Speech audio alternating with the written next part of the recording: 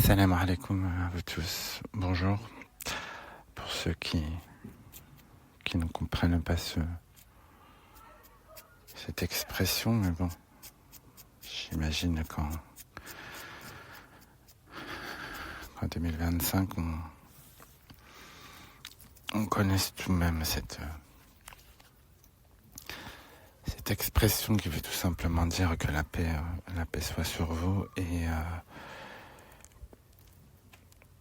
Et d'ailleurs, c'est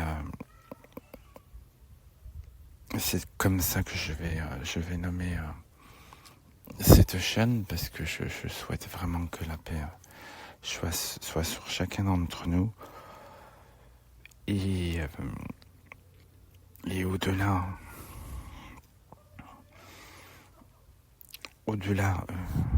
du fait de vous le souhaiter, je pense que c'est le but d'une vie, d'être en paix avec notre Créateur, avec soi-même, et voilà, c'est tout le mal que je vous souhaite, Inch'Allah. Juste pour donner un détail, cette chaîne, elle n'aura pas pour vocation de faire la promotion de quoi que ce soit. Je vais le dire une seule fois de cette manière-ci, dans ce préambule. Je suis musulman, pratiquant.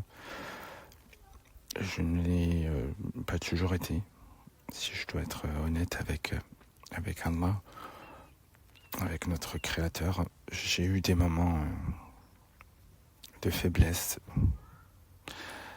où tout simplement je n'ai pas été dans la pratique, en tout cas, de ce que ma religion, qui est l'islam, me demande d'être. Et aujourd'hui, alhamdoulilah, je me considère comme étant sauvé. Je le dis très clairement, puisque je vous expliquerai, vous le comprendrez dans mes différentes allocutions, pourquoi j'utilise ce terme me sauver, tout simplement. Et sauver, vous l'avez bien compris, par Allah subhanahu wa ta'ala. Pourquoi j'ai eu vocation de témoigner et de faire cette chaîne, tout simplement parce que je suis homosexuel. Voilà, c'est quelque chose qui me définit. Il est interdit dans notre religion d'avouer un péché, et je pense avoir assez lu et assez échangé pour savoir que le péché se résume à l'acte. Je ne suis plus dans l'acte, donc actuellement je ne vais pas détailler bien sûr mes péchés, mais tout simplement tenter d'avoir une allocution, d'espérer pouvoir m'extérioriser, et par le même biais, si je peux aider certaines personnes qui se retrouvent dans mon cas à s'extérioriser également, j'espère que ça leur fera du bien plus que de mal. Et pour ceux qui entendront cette vidéo, je pense qu'ils sont considérés, par la chose, tout simplement par l'homosexualité, qui sont musulmans ou je pense croyants, tout court, comprendront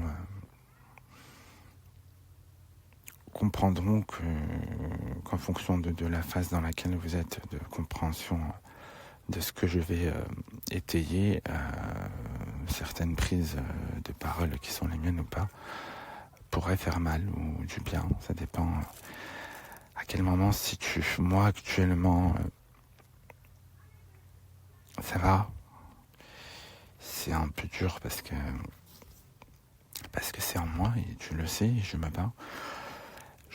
Et je fais beaucoup de dua pour que Rabbi me permette de rester loin de ce péché.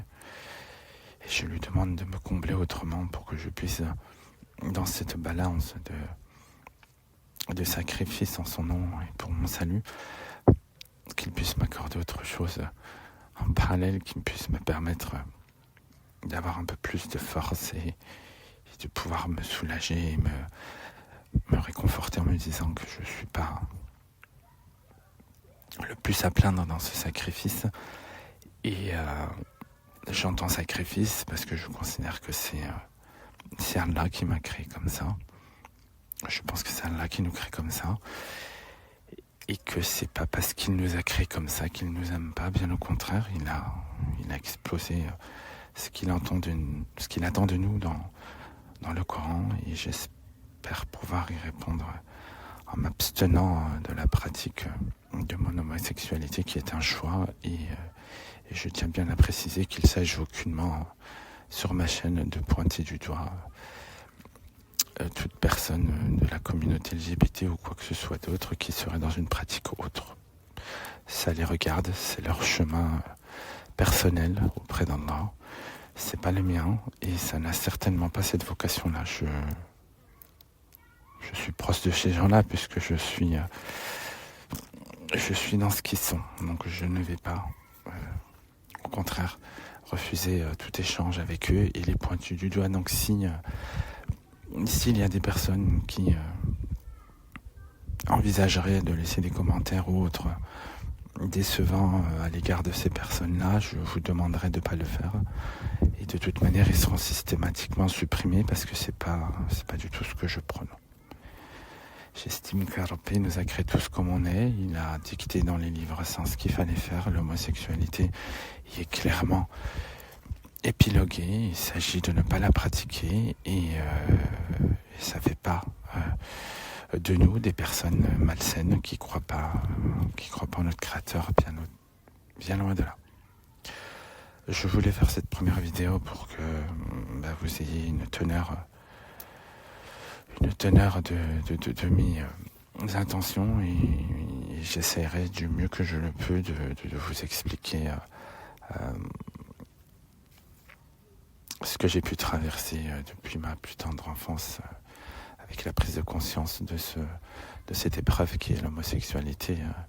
Je dis épreuve lorsque je me considère comme croyant et comme voulant respecter les principes que mon Créateur m'a demandé, en tout cas durant ma vie ici-bas, de mettre en action.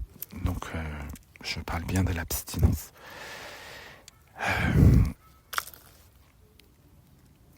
J'espère que vous prenez conscience que c'est pas un petit sujet, c'est vraiment une plaie pour moi. J'espère que ça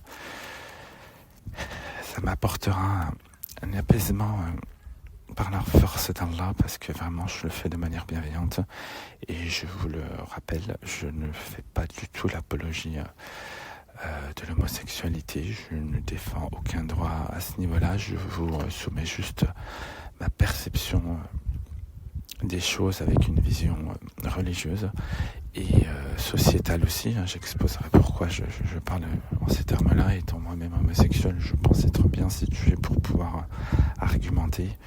Et à l'instar de l'autre côté, si je devais décrire la chose de cette manière-là, je ne me considère pas comme étant un proactif anti-homosexualité. Bien sûr que non.